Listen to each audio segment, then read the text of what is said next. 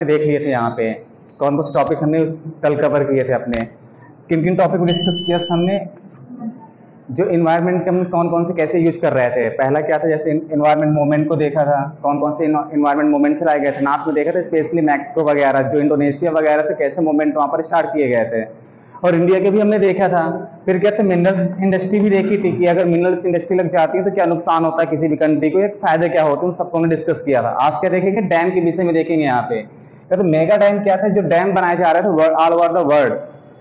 उस समय क्या था, डैम क्योंकि डेवलप कंट्रियां क्या कर रही थी, डेवलप के चक्कर में क्या कर रही, डैम बना रही थी या फॉरेस्ट को क्लियर किया जा रहा था। अगर डैम बनेंगे तो फॉरेस्ट को भी क्लियर किया जाएगा, ऐसा भी होता है, याद रखना। गांव को हटाया भी जाता है। तो कब की बात की जा रही है, अर्ली 90 के आसपास की है। और कहाँ पे मूवमेंट चल रहे थे, नॉर्थ में क्या हुआ, मूवमेंट चल रहे थे, किस लिए, एंटी डैम मूवमेंट चल रहे थे। और मूवमेंट क्यों चलाए जा रहे थे, क्योंकि डैम जो बनाए जाते हैं छोटे मोटे डैम नहीं होते, डैम क्या होते बहुत, यानी काफी उनको जगह की आवश्यकता पड़ती है। और जगह की आवश्यकता पड़ती है तो हो सकता है फॉरेस्ट को भी क्लियर किया जाएगा, हो सकता है जो गांव बसे होंगे उन गांव को भी क्या किया जाता है, डिस्प्लेसमेंट कर दिया जाता है। जिससे क्या होगा, एक डिस्प्लेसमेंट क्रिएट हो जाता है। लोग क्या करेंगे, जो उनका हैबिटेबल प्लेस होता है वो क्या हो जाता है, दूसरी जगह उनको मजबूरी में जाना पड़ता है। तो इससे क्या हो गया, नुकसान नहीं होता है। तो इसमें क्या था, कई सारे डैम वगैरह बनाए गए थे नॉर्थ में भी, तो उनमें क्या चलाया गया था, एंटी डैम मूवमेंट चलाया गया था। और किस रिवर को बचाने की बात की जाती है, फ्रैंकलिन रिवर की बचाने की बात की जाती है। जिस तरह इंडिया में एक एंटी डैम मूवमेंट चला था, वो किसको, रिवर को बचाने के लिए था, नर्मदा रिवर को बचाने के लिए था गुजरात में। तो ये सब क्या है, तो इस तरह डैम यानी कि प्रोटेस्ट किए गए थे लोगों के द्वारा। ये क्या हुए, उन्होंने मूवमेंट चलाए थे। फिर ऑस्ट्रेलिया की बात हमने की थी, तो इसमें क्या था ये कहते wildness of the forest campaign क्या चलाया गया था, जंगल को बचाने के लिए क्या किया उन्होंने, एक मूवमेंट स्टार्ट किया, कैंपेनिंग स्टार्ट की थी ऑस्ट्रेलिया ने। फिर क्या, एंटी डैम कैंपेन। मैंने क्या कहा, यहाँ पर फॉरेस्ट डैम को बचाने के लिए हर जगह क्या हुए, मूवमेंट स्टार्ट किए गए थे। वैसे क्या है, एंटी डैम कैंपेन हर जगह स्टार्ट किए गए।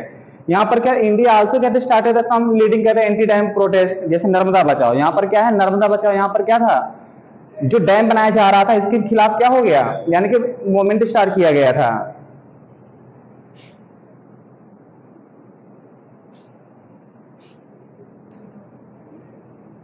देखो नेक्स्ट यहाँ पर क्या है, क्या तो रिसोर्सेज का जियो पॉलिटिक्स में देखना है। जियो पॉलिटिक्स में कैसे देखना है कि कैसे जियो पॉलिटिक्स इफेक्ट करती है यानी कि रिसोर्सेज को, ये देखोगे। जियो पॉलिटिक्स मतलब क्या था, जो कंट्रियां हैं ना, ये डेवलप कंट्रियां, उन्होंने कैसे एक्सप्लॉइट किया होगा, कैसे यूज किया होगा रिसोर्सेज का। इसमें से क्या था, जो ऑल ओवर यानी कि कहते हैं कौन क्या कैसे पाया, यानी कैसे, यानी कि जैसे कह सकते हैं भारत में किसका शासन रहा, अंग्रेजों का शासन रहा काफी समय तक। तो जितने भी रिसोर्सेस रहे हैं यूज किसने किया होगा उस समय, अंग्रेजों ने यूज किए होंगे। किसने यूज किए होंगे, अंग्रेजों ने यूज किए होंगे। इसी तरह यहाँ पर कैसे व्हाट व्हेन एंड वेयर कैसे क्या मिल जाता है, यानी कैसे यूज किया गया। तो इसकी बात की जा रही है, जो वेस्टर्न जियोग्राफिकल कहते हैं थिंकिंग अबाउट द कहते हैं रिसोर्सेज हैज डोमिनेटेड बाय, जो वेस्टर्न थिंकिंग है वो किसके द्वारा, देखो कौन कौन सी थिंकिंग डेवलप करती है। देखो इनका क्या है, ये क्या होता है, रिस्पॉन्सिबल ट्रेड और वार और पावर के थ्रू। ब्रिटेन के पास में क्या था, सब कुछ था। ब्रिटेन जैसे अंग्रेज भारत आए थे कैसे आए थे, ट्रेड करने आए थे ना भारत। ईस्ट इंडिया कंपनी कब भारत में आती है, कब आती है, 31 दिसंबर 1599 में आई, यानी कहा जाता 1600 में आ गई। आई समझ में, कहा जाता 1600 में आ गई। तो इस तरह क्या था, तो किसके थ्रू आई, ट्रेड के थ्रू आई थी। किसके थ्रू आई, वो ट्रेड के थ्रू आई। और सिर्फ एक ही कंपनी नहीं थी, फ्रांस भी आया था, डच भी आए थे, बहुत सारे कंट्रियां यहाँ पर थी। तो अंग्रेजों ने किसको हरा करके भगा दिया, फ्रांस को हरा कर भगा दिया। मतलब क्या किया उन्होंने, वार भी लड़े होंगे, क्या किए होंगे, वार भी लड़े होंगे। और वार कैसे लड़े, जो इंडियन रूलर्स थे उनसे भी बाद में क्या हुआ, इन्होंने वार लड़े होंगे। जो मुगल भारत में शासन कर रहे थे तो इनको क्या किया, आपस में हराया इन्होंने, लड़ाया इनको आपस में, वार के थ्रू भी देखो अपनी पॉलिसी बनाई। फिर क्या, तो पावर भी दिखाया। अभी देखेंगे कैसे पावर के थ्रू और वार के थ्रू कैसे, और ये क्या करते रिसोर्स में कब्जा कर लेते हैं, ये देखेंगे अभी यहाँ पर। तो वार बहुत बड़ा रोल प्ले करता है, याद रखना। अभी बात करेंगे कुछ ऐसे कंट्रियों की, जैसे अमेरिका ने क्या किया था, इराक को कैसे तबाह किया था, ऑयल के चक्कर में मात्र। आज क्या वर्ल्ड की सबसे बड़ी जरूरत क्या है, ऑयल चाहिए, पेट्रोलियम चाहिए उनको, डीजल वगैरह का सब कहां से आता है, पेट्रोलियम वगैरह चाहिए होगा उनको। अगर पेट्रोलियम चाहिए होगा तो कहाँ है, सर गल्फ कंट्रियों के पास में है। और गल्फ कंट्रियां कौन से, इराक हो गया, इजराइल हो गया, ईरान हो गया, सब क्या है, गल्फ कंट्रियां हैं, टर्की वगैरह। इनके पास में क्या सबसे ज्यादा ऑयल है। अगर आज ये बने बैठे हैं ना राजा, तो किसकी वजह से, ऑयल की वजह से। इनके पास में अच्छा खासा निकला, तो इन्होंने कैसे लिया, इसी चक्कर में लिया। ये तो कैसे मिल सकता है, रिलेशनशिप विद ट्रेड, रिलेशन अच्छा होगा तो हमको क्या मिल जाएगा, ऑयल वगैरह मिल सकता है। ये हम कैसे ले लेंगे, वार से ले लेंगे। जैसे हमने क्या कर दिया, अमेरिका ने क्या किया, इराक पर अटैक करके क्या कर दिया, सद्दाम हुसैन को डिफीट कर दिया और क्या कर लिया, वहां पे कब्जा कर लिया उसके रिसोर्स पर। आगे तुम्हारे एडिशनल टॉपिक में इराक वगैरह है तो उसको देखेंगे, उसमें समझ में आएगा और अच्छी तरह से। अब पावर के दम पर अमेरिका क्या पावरफुल है, तो तभी तो उसने वार किया ना जाकर के। अब वीडियो गेम जैसे वायरल किया हर जगह, तो किसने किया, अमेरिका ने किया। तो उसी के बाद यहाँ पर की जा रही है। थोड़ा तो कहता है कोल्ड वार के समय भी ऐसा हुआ। इन स्लाइस कहता है कंट्री क्या किया, adopted the number of the कहता है मेथड। उन्होंने क्या किया, कोल्ड वार के समय क्या बनाए जा रहे थे, अलायंस बनाए जा रहे थे। अलायंस बनाए जा रहे थे। अलायंस किस लिए बना रहे थे, अमेरिका को क्यों पाकिस्तानी छोटे देशों की आवश्यकता पड़ रही थी, क्यों पड़ रही थी आवश्यकता, क्योंकि अलायंस के थ्रू वो क्या कर सकता था, इनके रिसोर्सेज का यूज कर सकता था। कौन यूज कर सकता था, अमेरिका। नहीं तुम ही बताओ, एक करोड़पति है, एक भिखारी को कहे की आवश्यकता पड़ेगी, लेकिन जानता है कि इसके यहाँ भले कुछ ना हो, कुछ ना हो, लेकिन इसके पास जमीन है ना, वहां पर क्या रिसोर्सेस है, कौन यूज करेगा, मैं यूज कर सकता हूं, इसलिए उसको दोस्त बना रहा था। कौन, अमेरिका। तो कोल्ड वार के समय भी ऐसा किया गया, ऐसा चला पूरा। फिर क्या था, जब कहीं पर भी क्या किया जाता है, मैंने बताया जैसे इराक का एग्जांपल दिया, तो इराक में क्या हुआ, खुद पेट्रोलियम के चक्कर में क्या कर, ये सब कर दिया उस अमेरिका ने। तो उसने क्या कर दिया, अपनी मिलिट्री कहां डिप्लॉय कर दी, उसके देश में लगा दी ना। मिलिट्री क्या कर दी, उसके देश में लगा दी होगी। मिलिट्री अभी भी किसका शासन चल रहा था, मतलब कह सकते मिलिट्री अमेरिका की लगी हुई है वहां पे। तो क्या वो मिलिट्री डिप्लॉयमेंट हो जाता है, क्या कर दिया, मिलिट्री को क्या कर दिया था, डिप्लॉय कर दिया गया, डिप्लॉयमेंट कर दिया, तैनात कर दिया गया, और वो क्या करते हैं, एक्सप्लॉइट करती हैं अच्छी तरह से। फिर क्या था, जो स्टॉक वगैरह पड़ा रहता है उससे क्या हो जाता है, जो स्टॉक होता है यूज कौन करता है, वही कंट्री करती है, दूसरी कंट्री यूज करती है इन सब का। फिर क्या था, एफर्ट्स बनाए जाते हैं फ्रेंडली, यानी कि गवर्नमेंट कहते हैं प्रोड्यूसिंग कंट्री, यानी कि बहुत सारे ऐसे एफर्ट्स किए जाते हैं जिससे क्या किया जा सके, और रिसोर्सेज का अच्छी तरह से यूज किया जा सके। फिर लास्ट क्या था, क्या इसमें देखो, सपोर्ट ऑफ द एमएनसीज।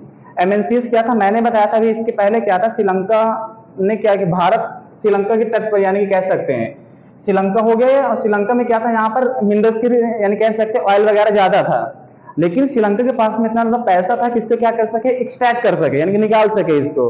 तो इंडियन गवर्नमेंट ने क्या कर दिया, इनकी हेल्प की, श्रीलंका की हेल्प करने के लिए। कहता है कि मैं क्या करूंगा, आपका यहाँ से ऑयल निकालूंगा। क्या करेगा वो, ऑयल निकालेगा यहाँ से।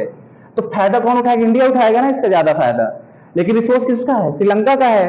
तो फायदा किसको हो गया, दोनों को फायदा हो गया ना, इसका फायदा किसको हो गया, दोनों को फायदा हो गया। क्यों, क्योंकि श्रीलंका के पास जो ऐसा रिसोर्स जो पड़ा ही था उसको तो यूज कर ही नहीं पा रहा वो, तो किसी न किसी की हेल्प से भारत ने हेल्प की, और क्या करेगा, इसका ऑयल निकालेगा, एक्सट्रैक्ट करेगा, फिर इसको थोड़ी बहुत देगा, फायदा दोनों को हो जाएगा। तो कहने का मतलब यही है। तो ये क्या करती हैं, जो एमएनसी आती हैं वो क्या करती हैं, बहुत ऐसे एक बड़ा रोल प्ले करती हैं किसी भी, यानी कि रिसोर्सेस में। देखो इधर पे क्या क्या देखा था अभी तुमने, ऑयल की इसमें बात की थी हमने थोड़ी बहुत, तो समझे यहाँ पर अच्छी तरह से कहाँ पर क्या कैसे स्ट्रेटजी क्या है इनकी।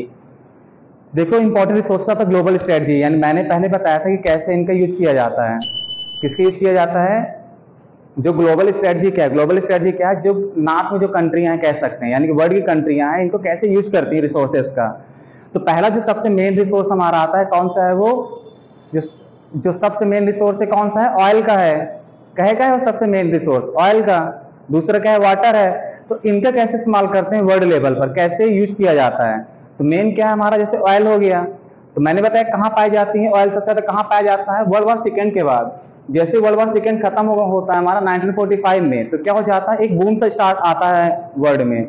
और क्या हो जाता है, जितनी भी मिडिल ईस्ट की कंट्रियां होती हैं, जितनी गल्फ कंट्रियां होती है, वहां पर क्या हो जाता है, तेल के कुएं मिलना चालू हो जाते हैं अचानक से, ऐसा होता है। और ये कंट्रियां क्या हो जाती हैं, जो एक पॉवर्टी की बिलोंग कर रही होती है, अचानक से क्या हो जाती हैं, रिच कंट्रियां हो जाती हैं।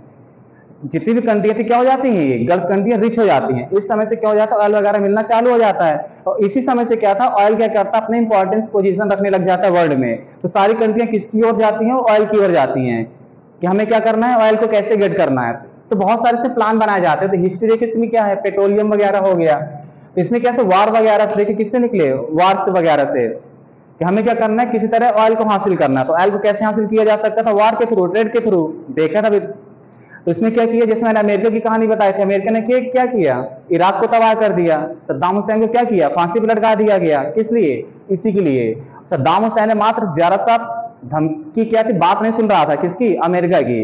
तो उसने क्या कर दिया, ले गया उसे, उठा लिया वहीं से ही, और उसको क्या कर दिया, फांसी दे दी जाती है। अब समझो, छोटा सा देश था वो, और लेकिन किसने फांसी दे दी, अमेरिका ने उसे, और किस लिए, मात्र ऑयल के चक्कर में। और उसको लग रहा था कि क्या कर रहा, मेरी बात नहीं सुन रहा, और क्या करता, उसे फांसी पे चढ़ा देता है। इस तरह का इंसान था। तो क्या कि तो ऑयल क्या है, एक इंपॉर्टेंट पोजीशन रखता है वर्ल्ड पॉलिटिक्स में, याद रखना है अपनी। फिर क्या था हमारा दूसरा, क्या है, वाटर। इसके पहले तुम लोगों ने क्या देखा था, जब स्टार्ट किया था चैप्टर, हमने क्या बताया था, लगभग कितने मिलियन जो बच्चे होते मर जाते हैं जिनको प्योर वाटर नहीं मिलता, 30 लाख के आसपास, जो हर साल यानी कि बच्चे क्या हो रहे थे, मर रहे थे। और यानी कितने करोड़ों लोग क्या सफर कर रहे थे, जो बिलियंस ऑफ पीपल किससे सफर कर रहे थे, प्योर वाटर से, जिनको ड्रिंकिंग वाटर नहीं मिल रहा था, सैनिटेशन से मर रहे थे। तो समझ सकते हो कितने लोग सफर कर रहे हैं प्योर वाटर से। तो इसी की बात की जा रही, कहा जाता है कि जो अगला युद्ध होगा वो किस पर होगा, वाटर पे होगा। किस पर होगा, वाटर पे होगा। और सारी कंट्रियां क्या करेंगी, जितने भी ओशियन जिसके पास वाटर, सब क्या करेंगे, अपना अपना क्लेम करेंगे। जैसे अब चाइना क्या करता है, चाइना के पास में जो ओशियन लगा वो क्या कहता है, ये मेरा है, ये चाइना का है। वो सीधे किसी को आने नहीं देता। कोई भी देश आता है उसके पास अगर मछली पकड़ने तो उसको कैद कर लेता है तुरंत, मार कर भगा देता है। ये चाइना क्या करता है, दादागिरी दिखाता है किसमें, जो चाइना से बना हुआ है। इस तरह से कह सकते इंडिया के पास में इंडियन ओशियन है, जो नाम ही पड़ा है इंडियन ओशियन, तो फुल क्लेम कर सकता है, यानी कि यूएनओ भी उसको मना नहीं कर सकता, नाम ही उसका इंडियन ओशियन, और इंडिया के नाम पर ही रखा गया है, एक मात्र ओशियन जो इंडिया के नाम पर रखा गया है। तो इंडिया इस तरह क्लेम करता ही रहेगा, इंडिया कह देगा मेरा ही है, उसको कोई कुछ नहीं कर सकता। तो क्या है यहाँ पर, तो यही कहा कि आने वाला जो समय होगा, जो युद्ध होगा, किस पर होगा, वाटर पे हो सकता, ये कहा जाता पहले से ही। क्यों, क्योंकि प्योर वाटर क्या है, घटता चला जाएगा, ड्रिंकिंग वाटर क्या घटता चला जाएगा। तो क्या करेंगे, वाटर पे अपना क्या होगा, कब्जा करेंगे सब ये। जिस तरह देख सकते हैं, जो यहाँ पे इजराइल हो गया, ईरान हो गया, इराक हो गया, सऊदी हो गया, ये सब कंट्रियां क्या है, किस लड़ाई लड़ते रहते हैं, वो वाटर के लिए लड़ाई लड़ते हैं। यहाँ पर क्या सारी कंट्रियां क्या है, इसलिए लड़ाई झगड़े होते हैं यहाँ पर, किस लिए, वाटर के लिए, पानी के लिए यहाँ पर क्या होते हैं, लड़ाई झगड़े होते हैं।